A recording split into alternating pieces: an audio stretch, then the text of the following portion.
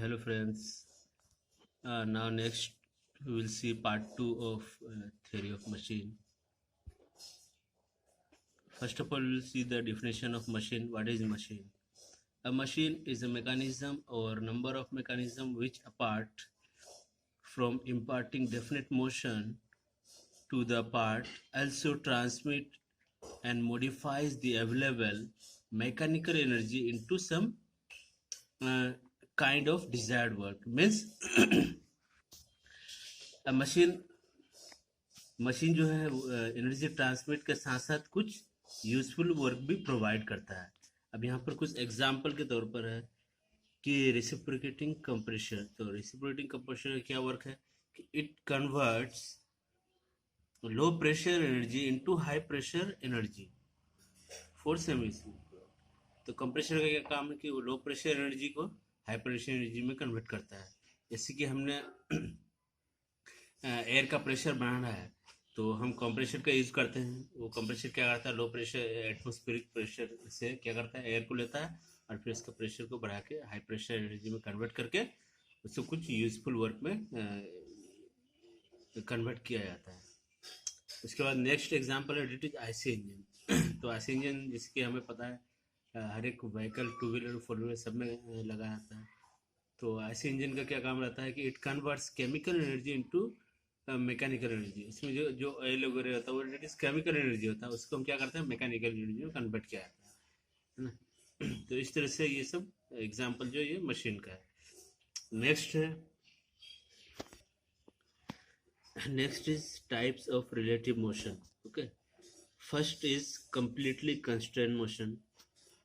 Now the definition of completely constrained motion is that when the motion between a pair is limited to a definite direction, irrespective of the direction of the force applied, then the motion is said to be completely constrained motion.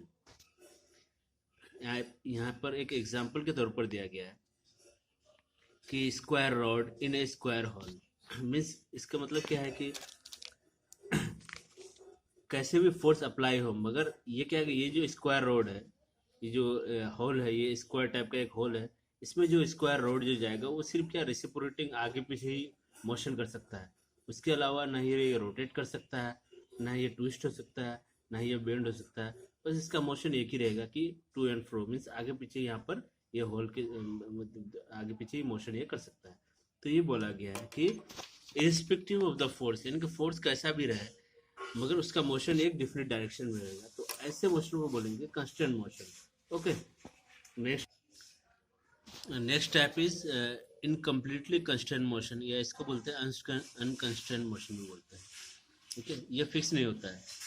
तो इसका definition है when the motion between a pair can take place in more than one direction then the motion is called an incompletely constant motion. Means जब यानी कि motion का direction ऐसा हो कि वो दो तरह से मूव कर सकता है। जैसे कि यहाँ पर एक होल है, इस होल में ये सर्कुलर रॉड है, सर्कुलर शाफ्ट है, तो ये सर्कुलर शाफ्ट आगे पीछे भी कर सकता है और साथ ही साथ ये रोटेट भी हो सकता है। इसलिए दो टाइप का मोशन हो सकता है यहाँ पर। तो इस मोशन को क्या बोलेंगे अनकंस्ट्रेंट मोशन बोलेंगे। ओके, वहीं पर यहाँ पर एक और फिगर है, यहाँ पर दूसरा फिगर में दिखाया गया है कि इस होल में ये रोड को हम मतलब रोटेट भी कर सकते हैं यहाँ पर हैंडल पकड़ के इस साइड से, और दूसरे ये आगे पीछे भी कर सकता है। इसलिए दो टाइप का मोशन यहाँ पर है ना, क्योंकि फिक्स नहीं है, इसको बोलते हैं unconstrained motion. Okay, third type is now the third type is successfully constrained motion.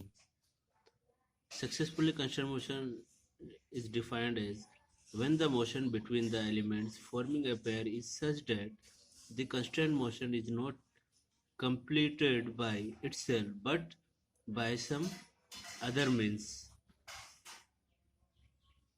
then the motion is said to be successfully constrained. Means ये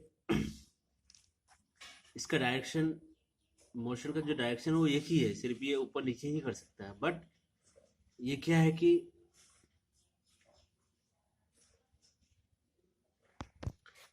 ये क्या है कि खुद से नहीं कर सकता है, इसे जो है मतलब कि लोड अप्लाई करना पड़ेगा, यानी कि कुछ एक्सटर्नल एफर्ट के द्वारा लोड अप्लाई करके फिर इसको मोशन देना पड़ेगा, तभी ये मूव हो सकता है, यानी कि सेल्फ मूव नहीं कर सकता है।